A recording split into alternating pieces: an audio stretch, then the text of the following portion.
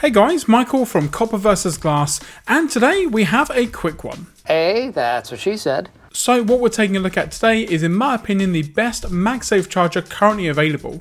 Not only do you have multiple ways to charge a device, but you also get 10,000 mAh capacity. So a quick look in the box. You have some paperwork, a magnetic circle for those devices that don't have MagSafe, USB-A to USB-C cable, and of course the power bank.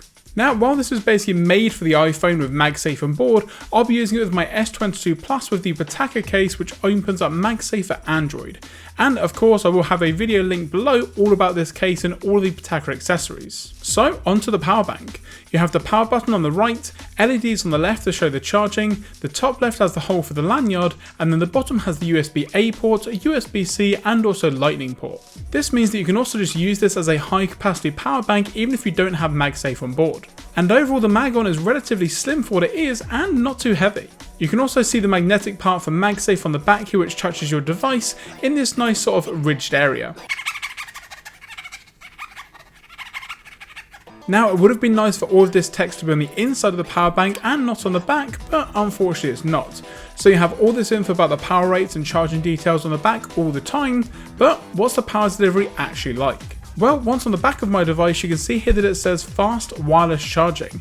Now, that's because the Mag-On is able to offer 15 watts of wireless charging, which is great, and also fast PD charging of up to 22.5 watts with the USB-A port on the bottom. The Lightning port is capable of 18 watts, and the USB-C charger is a 20 watt port. So overall, it's got tons of options and also allows you to charge 3 different devices all at once, which is great.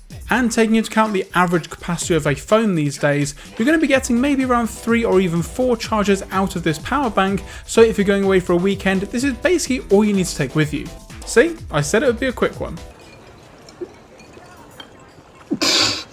And that's going to do it, guys, for this video.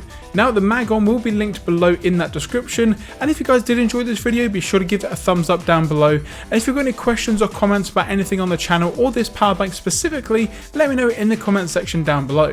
If you're not already subscribed, now's a great time to do so, and once you've hit that subscribe button, don't forget to turn on notifications so you're notified anytime that I post a video here on the channel. I'm Michael from Copper vs Glass, thanks very much for watching, and I will catch you guys in the next video.